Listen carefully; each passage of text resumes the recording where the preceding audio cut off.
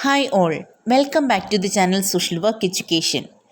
Today we are going to see the topic community organization or working with communities. As we all know, community organization is one of the primary method of social work. The term community organization has several meanings. It is being often used synonymous to community work, community development and community mobilization.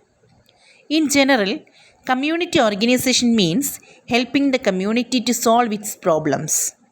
So, in the context of social work profession in India, the term is used to denote a method of social work to intervene in the life of a community. There are so many definitions which is about community organization, but today we are going to discuss only few definitions which is related to community organization. So, the first definition which we are going to see today is by Murray G. Rose. Murray G. Rose, 1967.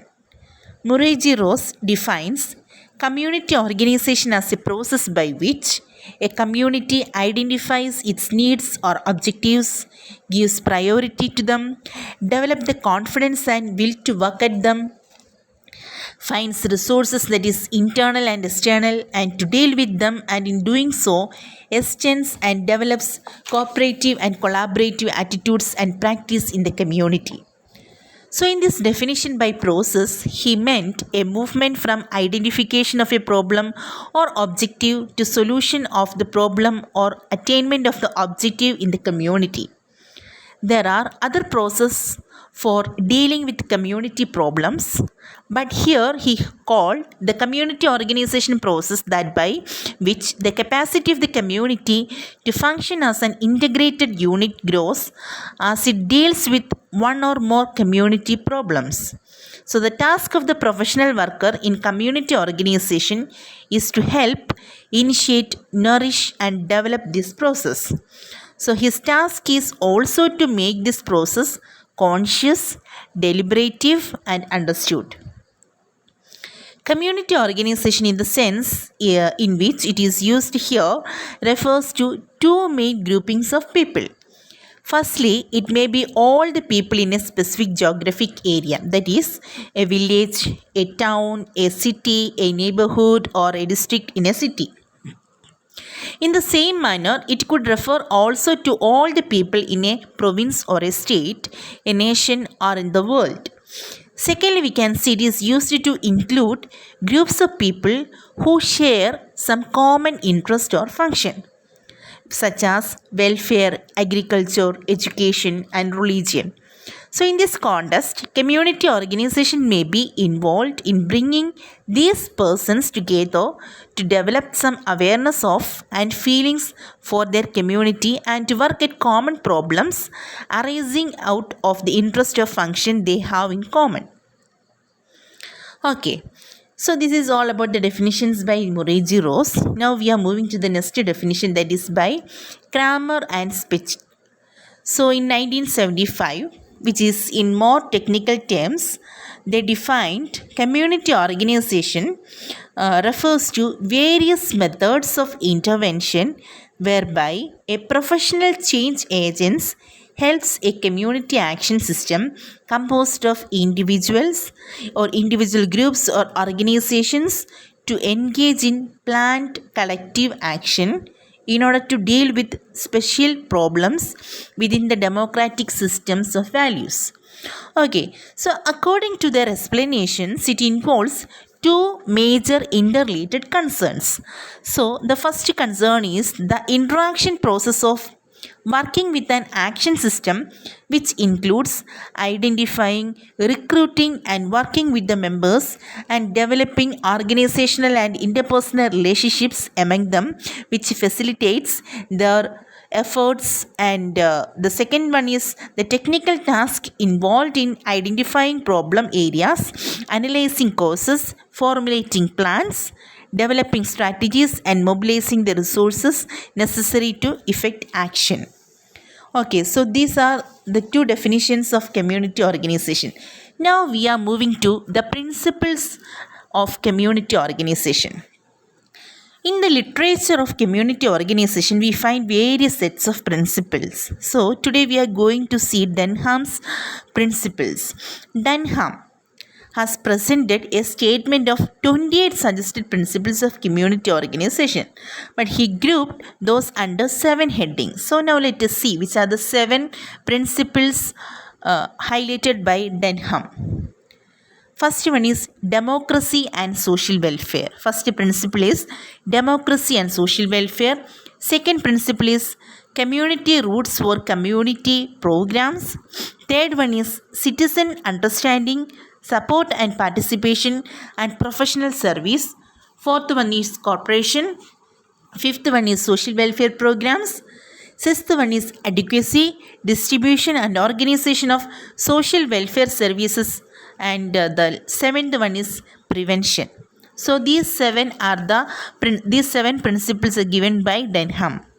Now let us see the principles given by Rose in 1967. So Rose outlined specific principles, the elementary or fundamental ideas regarding initiation and continuation of community organization process. So these principles has been discussed in terms of the nature of the organization or association and the role of the professional worker. So there are 12 principles identified by Rose.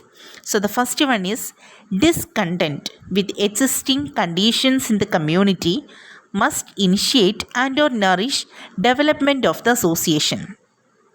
Second principle is discontent must be focused and channeled into organization, planning and action in respect to specific problems. Third one is discontent which initiates or sustains community organization must be widely shared in the community. And the fourth one is the association must involve leaders, both formal and informal, identified with and accepted by major subgroups in the community. And the fifth principle is the association must have goals and methods and procedures of high acceptability. Sixth point is the program of the association should include some activities with an emotional content. Seventh principle, the association should seek to utilize the manifest and latent goodwill which exists in the community. As eighth principle, we can see the association must develop active and effective lines of communication both within the association and between the association of the community. Ninth point, the association should seek to support and strengthen groups which it brings together in cooperative work. 10th principle, the association should develop a pace of work related to existing conditions in the community. 11th principle, the association should seek to develop effective leaders. 12th principle, the association must develop strength, stability and prestige in the community.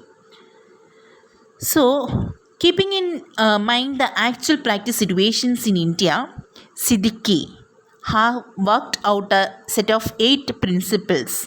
Now let us see which are the principles given by Siddiqui in 1997. So the first principle is the principle of specific objectives. And the second one is principle of planning. Third principle is the principle of people's participation. And the fourth principle is the principle of intergroup approach. And the fifth principle is the principle of democratic functioning. The sixth principle, the principle of flexible organization. Seventh one, the principle of optimum utilization of indigenous resources. And the eighth one is the principle of cultural orientation. So these are the principles, 7 principles. I think comparatively this one is the symbol, and this 7 principle Siddiqui developed based on Indian context. So here we have seen so many principles given by Denham, Rose and Siddiqui. So in Indian context we can see community organization is means and not an end. So as we discussed earlier, the community organization is a process by which the capacity of the community to function as an integrated unit is being enhanced. Okay. And secondly, we can see community organization is to promote community solidarity and the practice of democracy. It should seek to overcome disruptive influences which threaten the well being of the community and the vitality of democratic institutions. So, in community organization, discrimination and segregation or exclusion should be avoided, and integration and mutual acceptance should be promoted. And as third point, we can see the clear identification of the community. So since the community is the client of the community organization worker, it must be clearly identified. So it is likely that there are several communities with which he or she deals at the same time. The fourth point is fact finding and needs assessment. Community organization programs should have its roots in the community. So, proper fact finding and assessment of the community needs is the prerequisite for starting any program in the community. So, it is generally desirable for local community services to be indigenous, grassroots developments rather than to be imposed from without. Next, fifth point is identification, mobilization and utilization of the available resources. Sixth point, participatory planning. The community organization worker must accept the need for participatory planning throughout the process of community organization. Seventh point, active and vital participation.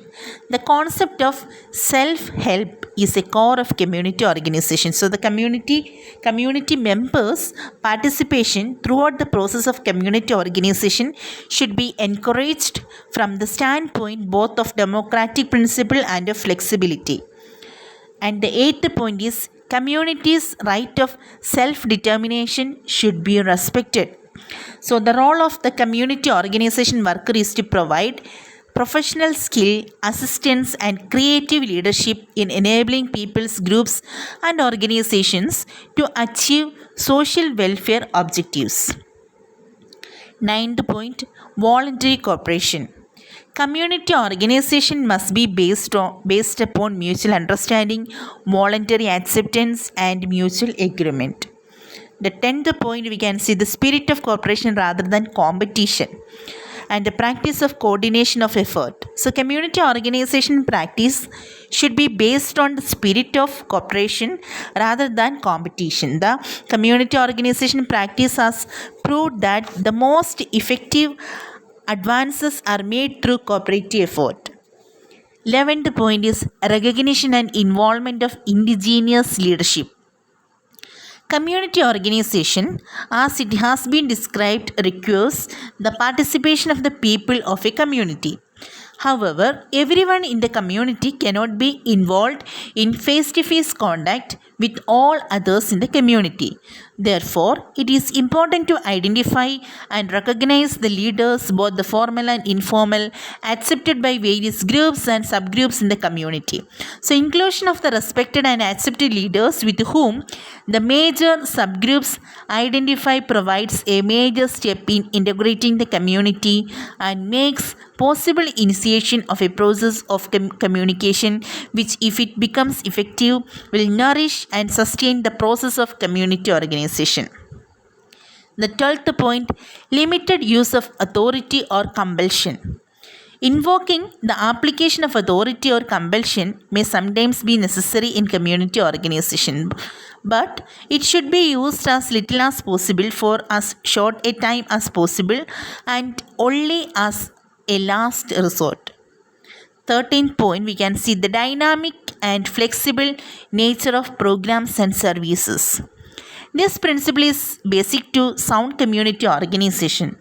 Social welfare agencies and programs must be responsive to the changing conditions, problems and needs of community life. The last point, that is 14th point, continual participatory evaluation. As programs are developed to meet community needs, some time must be set aside for evaluation of the process. So, regular feedback from the community is important. Criteria must be set up for evaluation of the programs to see how effective the action has been and what has been accomplished. So today we have discussed what is community organization and the principles given by different authors. Thank you for listening me. Thank you all.